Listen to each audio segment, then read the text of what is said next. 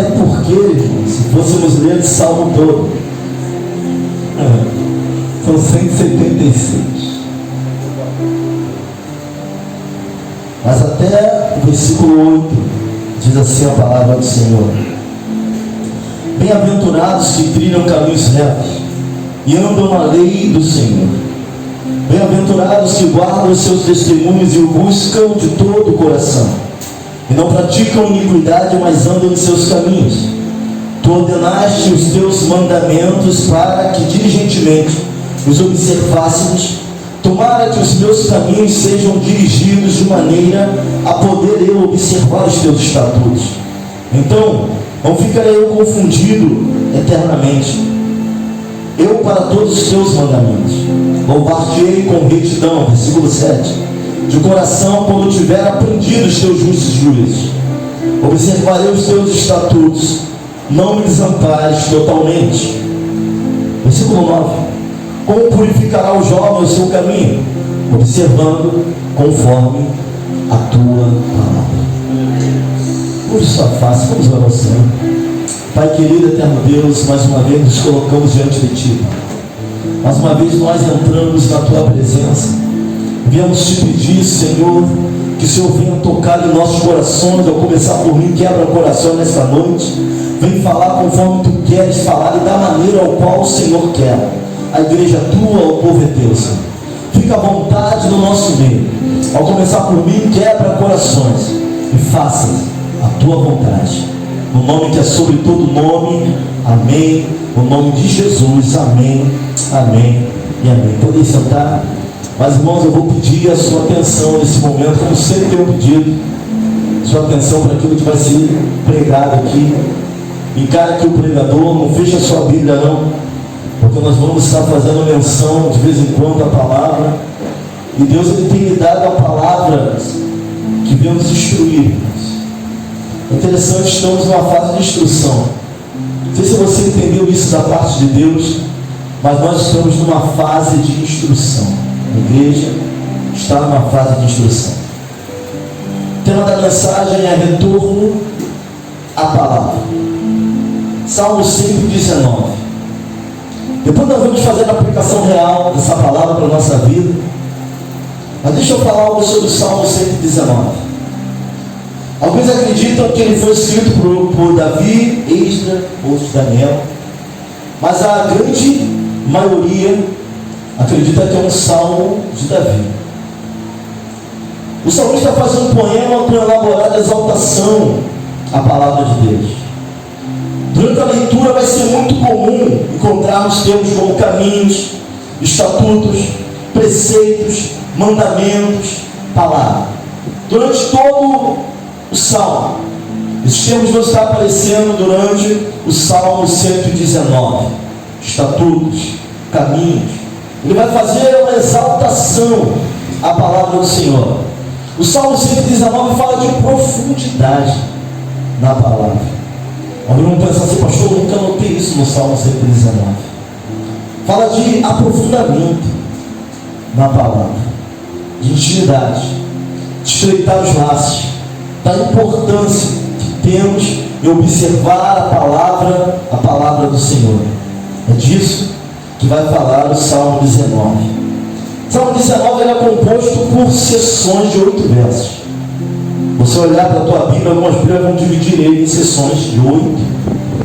Depois do 16, do 9 até, vai estar separado algumas Bíblias. Algumas Bíblias não separam, mas fala de seções de versos. É um poema, uma canção de algumas traduções. Essa canção foi entregue ao cantor Mor. O cantor Mor era o líder responsável pelo louvor da congregação. Em algumas Bíblias, em algumas versões, está específico dessa maneira, entregue ao cantor Mor. Mas o distanciamento do tempo, distanciamento textual, cultural, vai nos distanciar daquela época, do que acontecia, daquele salmo. Nós perdemos a melodia, não sabemos de que forma eles cantavam esse salmo, mas uma coisa vai permanecer, é a palavra, a letra, Porque a letra foi inspirada por Deus. Então isso pode passar o tempo que for, isso não se perde. Aquilo que foi inspirado por Deus para nós é algo que está valendo para a nossa vida.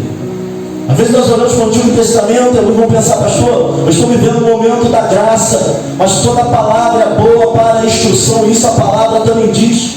A palavra não caiu em desuso porque é o Antigo Testamento, pelo contrário, Jesus é que veio e fez cumprir toda a palavra. O Novo Testamento é o cumprimento de tudo que se falou no Antigo Testamento. Toda a palavra é boa para a instrução. No verso 100, se eu for falar que foi Davi que escreveu, alguns pregadores vão falar que no verso 100, Davi escreveu e vai dizer que por guardar os mandamentos do Senhor, ele é mais prudente do que os velhos. Davi está dizendo que por guardar, se foi Davi, vamos partir do princípio de que foi, que se guardar os mandamentos do Senhor, a lei da palavra de Deus vai nos levar ao entendimento além da nossa idade, além da nossa faixa etária, além do que as pessoas vão olhar para nós e vão dar. O verso 100 vai ser bem claro, vai dizer que por guardar os mandamentos do Senhor, ele era o salmista, ele era mais prudente do que os velhos. Quando olhamos para os velhos do Antigo Testamento, mesmo até no Novo, vamos falar de anciões, daqueles aos quais tinham experiência, daqueles aos quais davam conselho, até mesmo ao pastor, até mesmo a Timóteo, até mesmo aqueles que estavam na frente da congregação. Quando havia algum problema, alguma dificuldade, eles se dirigiam aos anciões. Mas o salmista vai dizer que os mandamentos do Senhor vai deixá-lo mais fechado, mais prudente do que os velhos. Alguém que olha para a palavra, que atenta para a palavra, irmãos, tem entendimento e sabedoria, e age como alguém até à frente da sua idade, do seu tempo e da sua geração. Alguém consegue enxergar a palavra dessa maneira. Por isso que é importante voltarmos para a palavra. Por isso que é importante esse aprofundamento na palavra, entendimento da própria palavra. Jesus, ele é a própria palavra. E no princípio era o verbo era Deus, e o verbo estava com Deus. E ele estava no princípio, todas as coisas foram feitas por ele, sem ele nada que foi feito teria sido. Palavra. Gênesis vai dizer que disse Deus vai usar o que para fazer todas as coisas? A palavra. Jesus é o verbo, ele é a palavra que se fez homem. Palavra. Temos que nos voltar para a palavra, não viver o evangelho, aquilo que eu acho, aquilo que eu quero. Eu ouvi um certo pregador falando que nós somos anões no conhecimento bíblico. Eu fiquei olhando aquilo ali, anões no conhecimento bíblico. Irmão, nós temos que aprender mais daquilo que dizemos seguir. Somos cristãos, então temos que aprender sobre a palavra. Jesus, em todo o tempo, ele falava a palavra. Ele caminhava, ele foi, passou por tentação no deserto. O inimigo veio contra ele e falou: mas está escrito, está escrito, está escrito, está escrito, está escrito. E ele era o verbo vivo.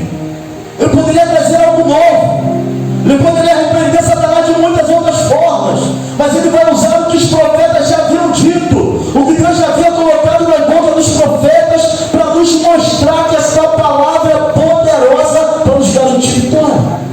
Mas nós temos que nos voltar para ela. Usa a palavra na hora de orar, usa a palavra na hora de clamar, usa a palavra numa conversa, usa a palavra no aconselhamento. Pastor, a minha experiência de vida é válida, é muito válida, mas mais do que a nossa experiência, a palavra tem poder para libertar.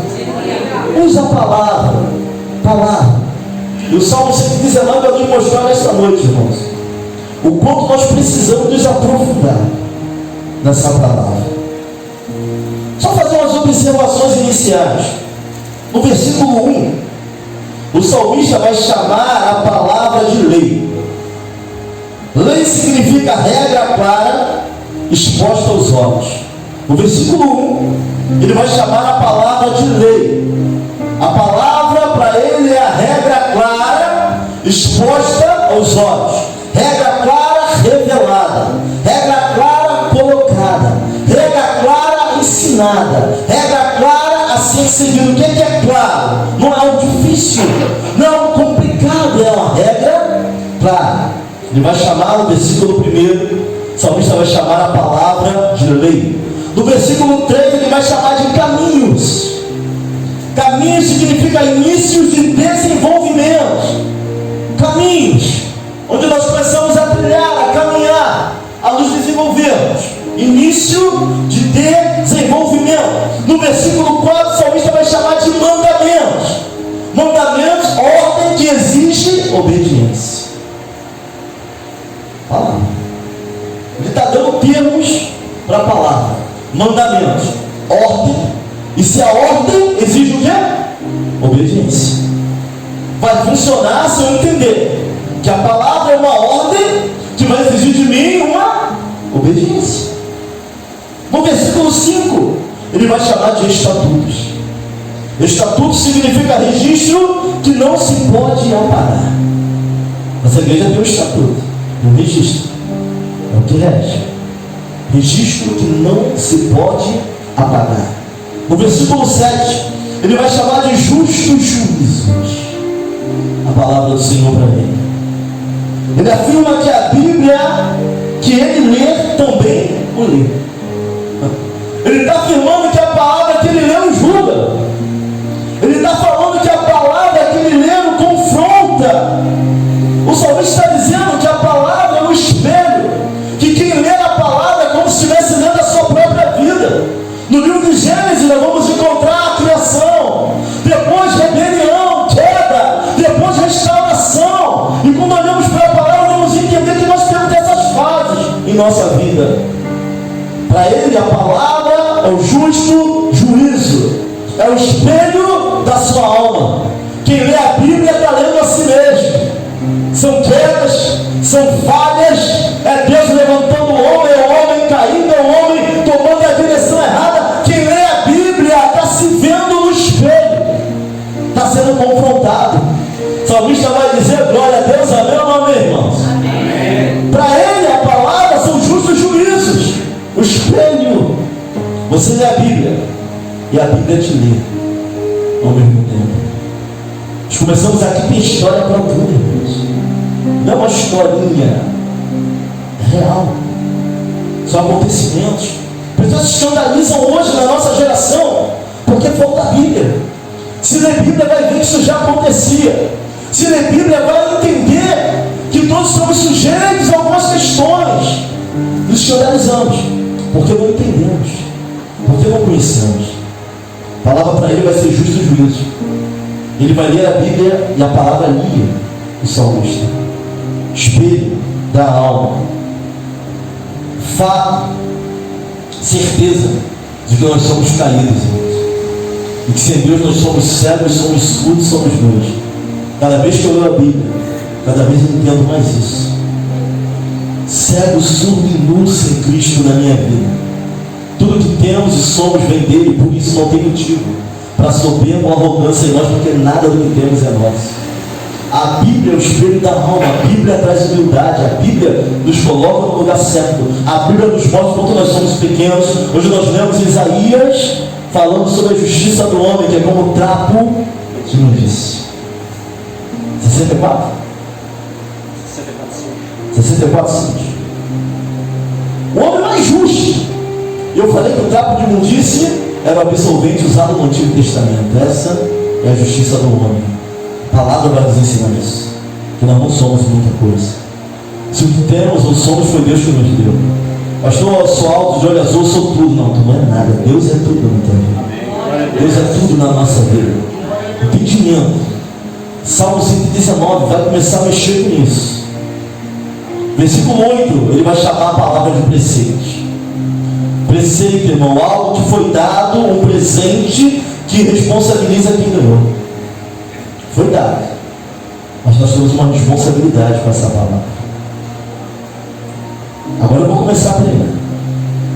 Nós falamos aqui na introdução do que era a palavra do salmista.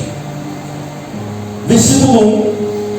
Bem-aventurados que trilham caminhos retos e andam na lei do Senhor. Caminhos aqui não é caminho na íntegra, não. Caminhos aqui dentro do contexto são escolhas.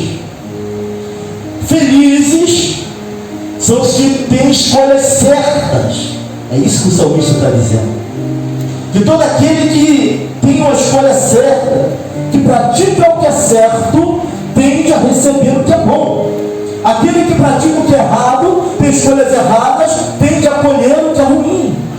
Ele está dizendo: felizes, bem-aventurados, felizes são os que têm escolhas, fazem escolhas certas, praticam aquilo que é certo, ou seja, não perde tempo com aquilo que não importa, não perde tempo com mimimi, não perde tempo com questões que não levam a lugar nenhum.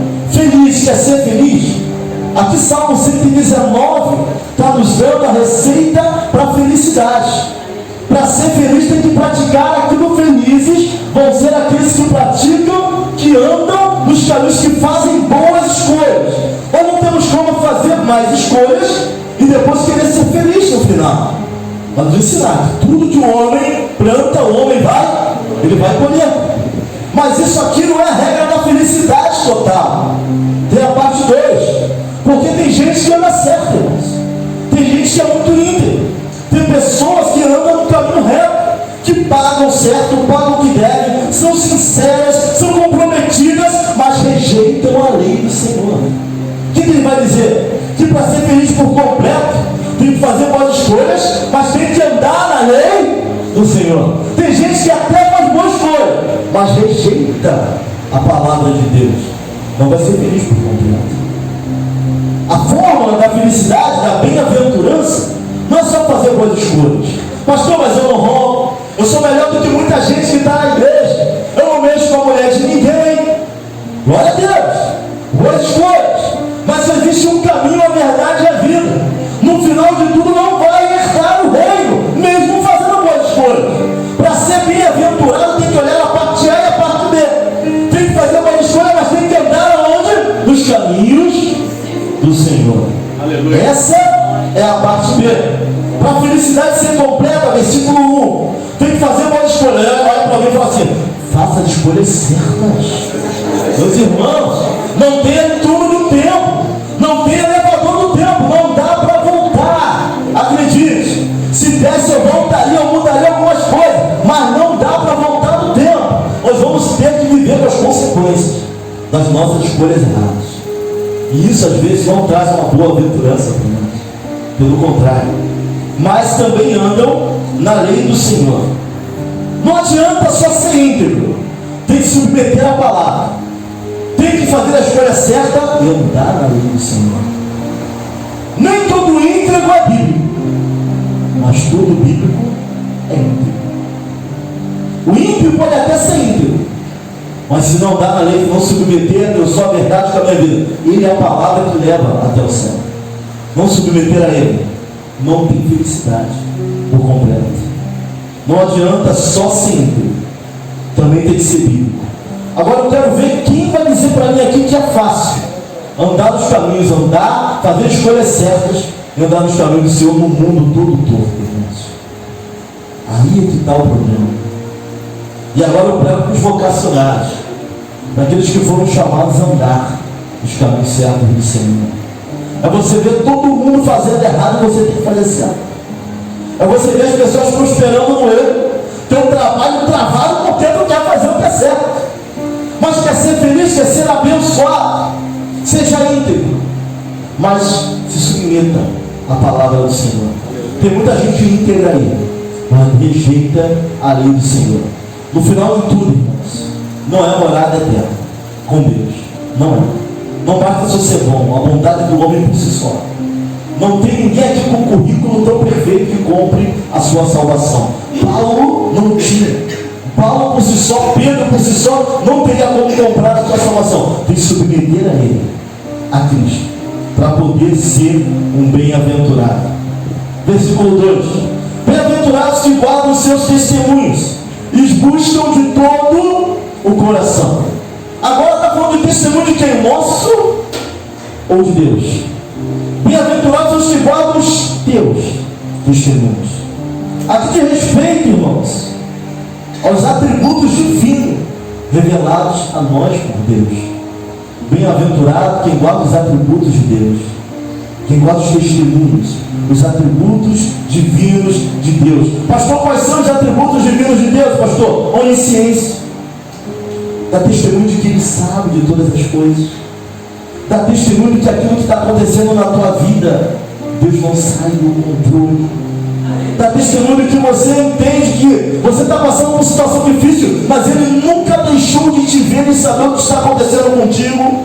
Como que eu dou testemunho disso, pastor? Através da nossa postura, através do nosso comportamento, através da forma que nós vamos agir diante das adversidades, das afrontas, das tribulações. Irmãos, até dificuldade espiritual, a forma que você vai agir vai mostrar o quanto você é maduro ou não. Até o problema na igreja de relacionamento, tua forma de agir vai indicar o quanto você crê ou não nessa palavra. Tem gente que se desespera, mas se Deus sabe de todas as coisas, se nenhuma folha cai da árvore, se Ele não quiser que caia, Ele vai dar solução. Isso é dar testemunho dos atributos de Deus, irmãos. É a forma como eu encaro as dificuldades dentro e fora da minha casa, dificuldades no ministério, dificuldades da vida, os desafios que vão aparecendo. É testemunho de quem Deus é. Pastor, está ruim a peça, tá, irmão? Nem tudo me vai ver, mas Deus tem promessas para mim. É dar testemunho. Bem-aventurado aqueles que dão testemunho de quem Ele é. Quer ser feliz? Age como alguém que conhece, que sabe, que dá testemunho de Deus na própria vida. Onisciência, onipotência, Ele é todo poderoso. Mas entendendo que a onipotência de Deus não é fugir daquilo que é a nossa responsabilidade, porque para alguns Ele já deu a capacidade para lidar com a dificuldade, então Ele não vai fazer aquilo que eu tenho que fazer. Mas a testemunho da sua onipotência, Ele é todo poderoso. Se Deus quiser, Ele me livra. Se Deus quiser, Ele me tira. Daniel, os amigos de Daniel na fornalha, se não ficar sabendo, ó rei, que nós não vamos nos prostrar, nós não vamos dividir a nossa adoração. Se nosso Deus quiser, Ele nos livra. Onipotência, testemunho dos atributos de Deus. Quantos aqui pode dizer assim, pastor, eu dou testemunho de que Deus é na minha vida? Irmão, tem gente desesperada, irmãos, passando dificuldade, parece que o mundo vai acabar. É um desespero. A boca fala uma coisa, mas as ações não dão testemunho de quem Deus é. Às vezes tem enfermidades que vêm sobre nós, e o homem está fadado a isso, mas até a forma como a gente vai lidar com isso dá testemunho de quem Deus é. Sabe, o pai, sogro do pastor dos carros, teve infartou. Ele vai, é levado desmaiado para o hospital. Eles tentam reanimá-lo, quando ele volta, ele já volta falando em línguas. Os médicos ficam colados na parede, dizendo: eu conheço essa língua, eu já fui crente, eu estou desviado. Eles assustados, ele já volta falando em língua, para de falar em língua e morre. Dá testemunho de que Deus é até na hora de partir. Bem-aventurado aqueles que guardam, que mostram testemunho de quem Deus é, o poder, aquilo que Ele faz. É isso que o salmista está dizendo aqui no versículo: onipresença. Nem tudo Deus entra, mas não significa que Ele não está. Uma coisa é o mover de Deus, outra coisa Ele não está. Às vezes nós já achamos isso: Jesus estava no barco, tudo, mas estava. Então dá testemunho de quem Ele é. É isso que o salmista está falando aqui no Salmo número 2. Bem-aventurados que guardam os seus testemunhos. Testemunhar quem Deus é. Parte 2. Todo ele tem uma primeira e a segunda parte. E os buscam de todo o coração. O que é buscar de todo o coração? De todo o entendimento. Não é pela metade. Salmo 108. Preparado está o meu coração, ó Deus, cantarei, salmodiarei com toda a minha alma. Não estou aqui pela metade. Eu não estou aqui preocupado com o fantástico. Eu não estou aqui preocupado com aquilo que vai acontecer quando eu sair por essas portas. Eu não estou aqui preocupado com a hora que não passa, a pregação que não acaba. Senhor, eu estou dando o meu melhor, tudo que eu devo é para Ti. A alma, a mente, o coração está voltado para Ele, irmãos.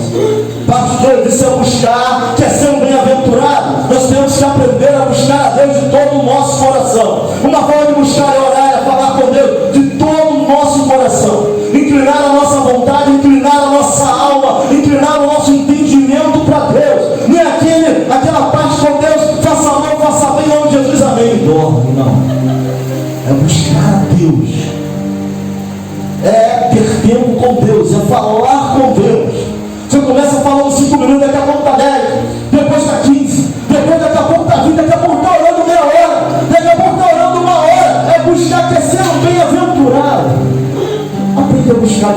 coração, não pela metade. Pastor, vou te dar a primazia. A primazia é o que vem primeiro, irmãos. Primazia não é resto. Primeiro vem tudo, depois vem Deus, e Deus é que te dá tudo. Como ser feliz? O bem-aventurado é alguém feliz. E quer ser feliz no final de tudo, fica difícil. Vamos aprofundar mais na palavra. Versículo 3. E não praticam a iniquidade, mas andam em seus caminhos. Iniquidade aqui significa pecado consciente. Dentro desse, no contexto, pecado, o que é o pecado? Paulo fala que o bem que ele quer fazer ele não faz, mas o mal que ele não quer a todo tempo ele faz. Mas o que é o pecado consciente? É um pecado premeditado. É o desejo acima do dever. É o desejo acima. Me sei que eu não devo fazer, mas já premeditei que vou fazer. Quer ser bem-aventurado? Versículo 3. Para de praticar pecado premeditado. Pecado nós pecamos a todo momento. Do momento que nós acordamos ao momento que nós dormimos, nós erramos. Mas tem pecado que pode ser evitado. Tem pecado que o desejo vem na frente do dever. Eu sei que eu estou errado, mas eu quero viver aquilo. Eu sei que eu estou errado, mas eu quero sentir aquilo. E aí a gente troca aquilo que é constante por aquilo que é momentâneo. É trocar a herança por prato de lentilha. Fala para alguém assim, a vontade é a coisa que dá e passa. Fala para ele. Não dá para impedir que um passarinho pouse na tua cabeça, mas só vai fazer em mim se você deixar. Quer ser um bem-aventurado? Não pratique iniquidade, mas andam nos seus caminhos.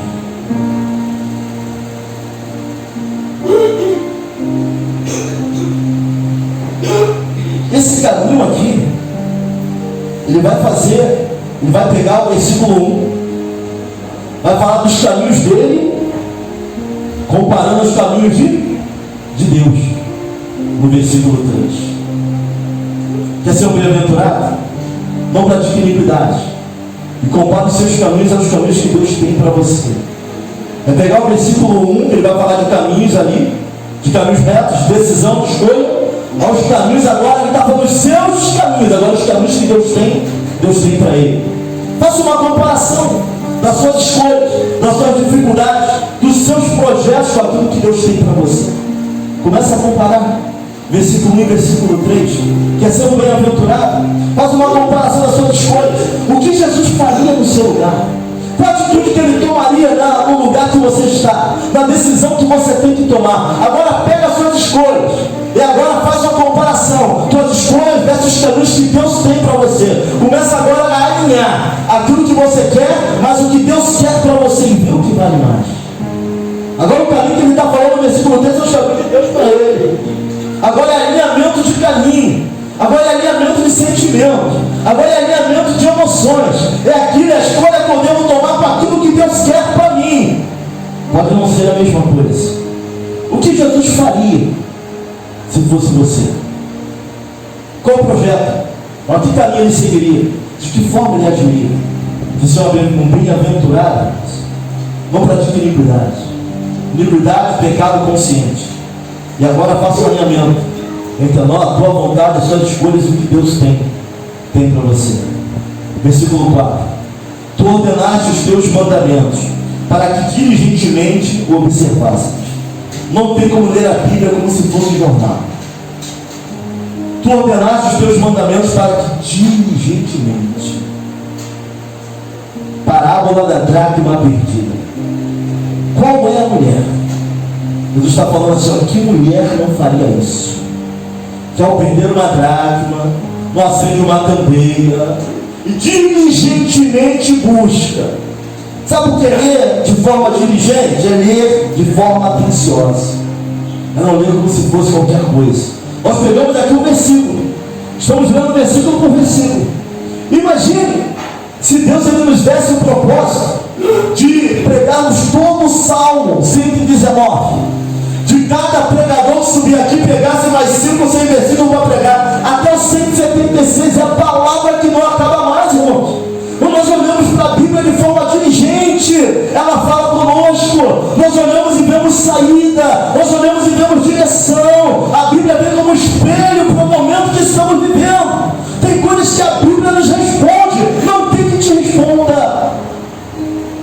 missionária, uma mulher usada na área da libertação, ela ganha um satanista para Cristo, irmãos.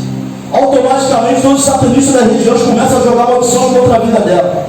Ela vai dormir, ela vê cachorro rodando na cama dela, ela puxa ela pelo pé, o guarda-roupa bate, ela bota as coisas no lugar e desaparece. Pastores vão lá orar, fazem culto de libertação, nada funcionava. Ela já estava ficando louca, não tinha o que fazer. Ela abre a Bíblia, Êxodo, ela vê a parte no qual o povo de Deus pega o sangue do cordeiro, passa nos umbrais da porta, e ela vai e faz isso. Não teve conselho do teu jeito. Ela vai e faz isso. Quando ela faz, o barulho continua.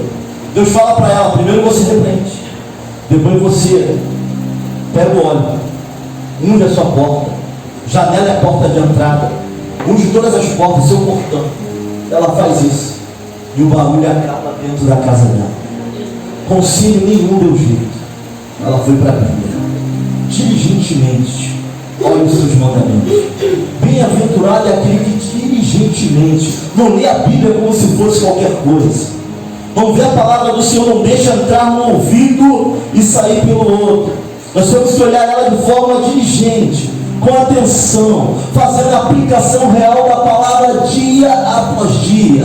Não usamos pacificadores. Vai acontecer um problema no teu trabalho, você tem tudo para botar mais lenha na fogueira, mas vem a palavra na tua mente. Não usamos pacificadores. Você entra como alguém que vai acabar com aquela situação. Isso é a aplicação real da palavra. A palavra manda perdoar. Para quem que vai guardar mágoa? Para quem que vai ficar fazendo climão? Se a palavra manda perdoar, perdoa. Viva a palavra, quer ser um bem-aventurado. Guarda os mandamentos diligentemente, com atenção, entenda, aprenda. Romanos capítulo 12, versículo 18: se possível, naquilo que lhe couber, tende paz com todo, se possível, com diligência. Faça um esforço, é o que a Bíblia está dizendo. Quer ser um bem-aventurado? Olha para os mandamentos com diligência, olha para os mandamentos com atenção. Mateus capítulo 7, versículo 1, versículo 5 vai falar de julgar. Não vai falar como nós temos a mania, o costume de resumir. Mas abre lá em Mateus capítulo 7.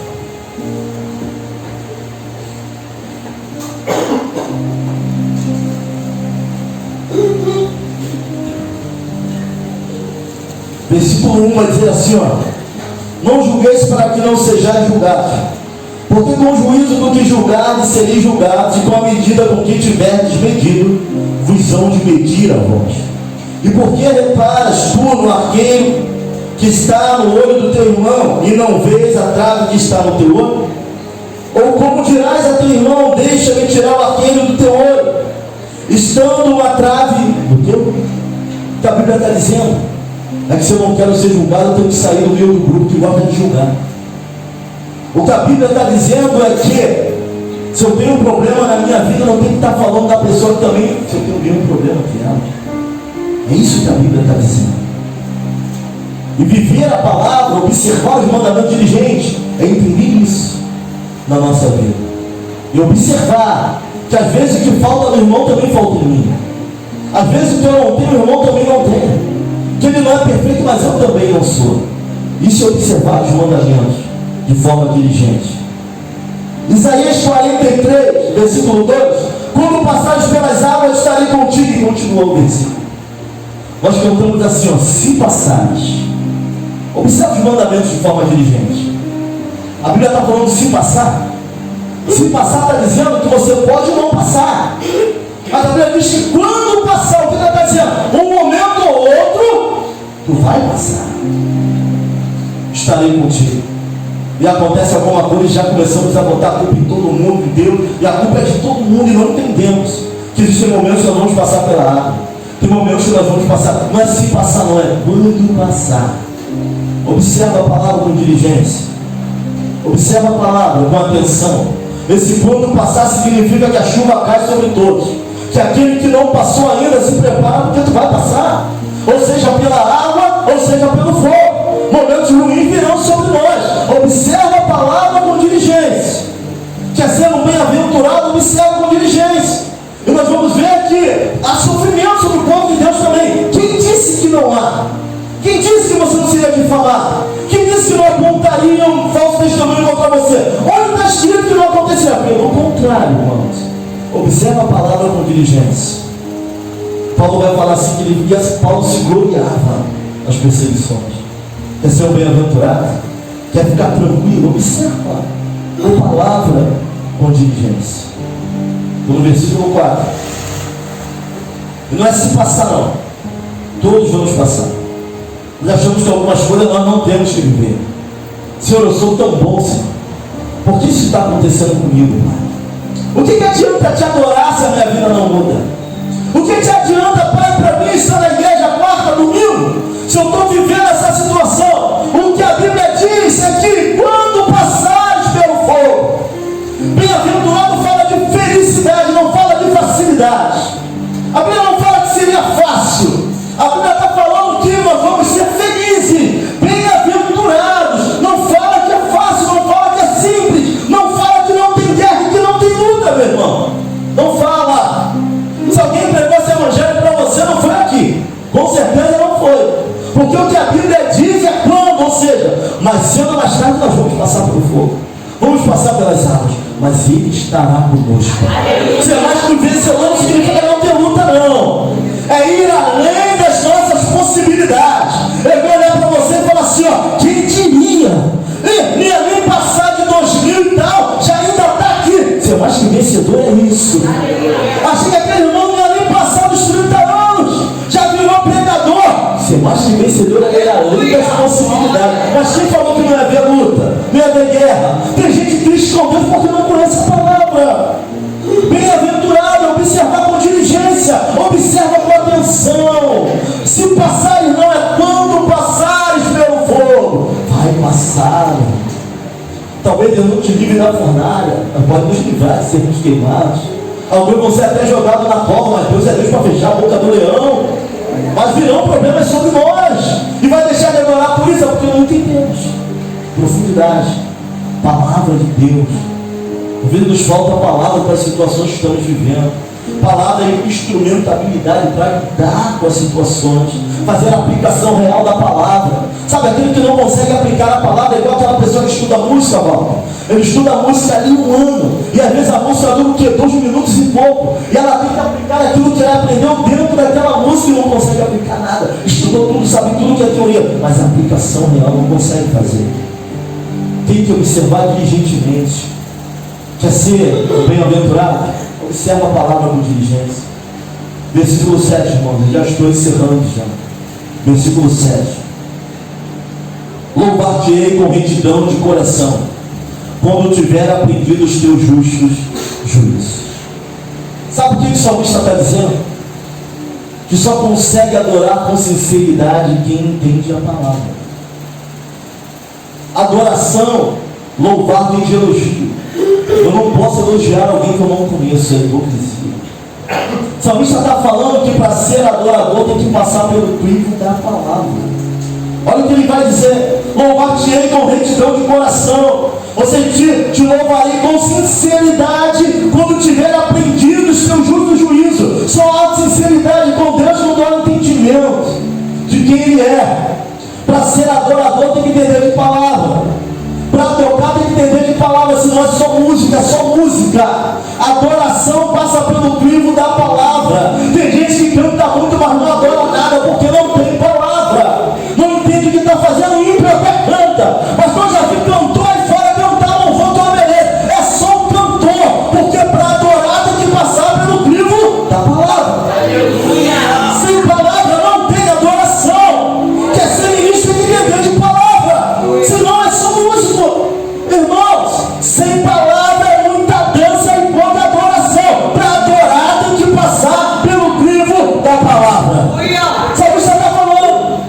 Louvar-te-ei com retidão de todo o coração, quando eu aprender os teus juízos, a tua palavra. Só tem adoração se tiver palavra. Ímpio não adora, ímpio canta. A igreja, a adoração é da igreja. A adoração é de quem entende quem Ele é. A adoração é de quem entende os seus atributos. A adoração é de quem entende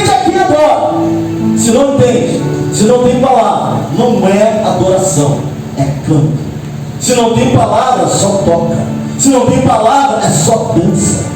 Para ter adoração tem que ter palavra.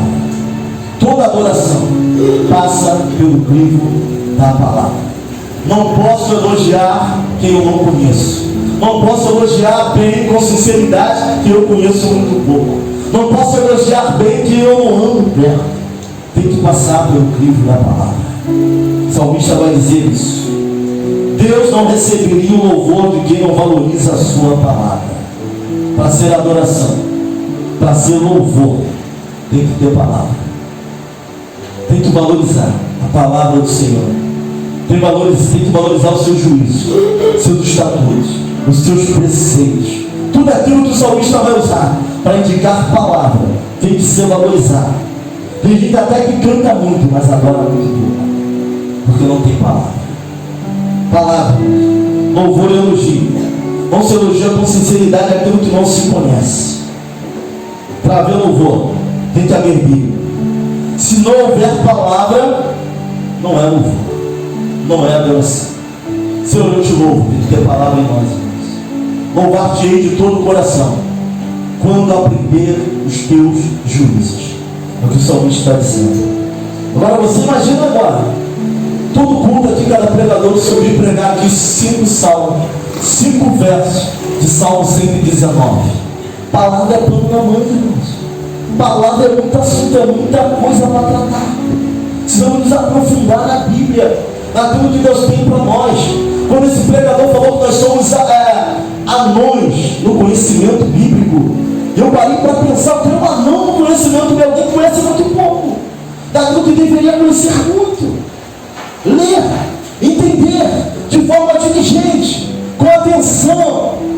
Quer ser um bem-aventurado, quer ser feliz, entenda isso. Palavra, é por isso que tem gente que tem tudo e nem assim se contenta. Não é feliz, não é bem-aventurado, não observa os mandamentos, não observa os seus juízos. Até treina o caminho reto, faz o que é certo, paga todo mundo, não deve ninguém, mas rejeita a lei do Senhor. Para ser feliz por completo, tem que trilhar o caminho certo, mas tem que submeter aquilo que Deus é e tem para a nossa vida. Palavra, palavra e palavra.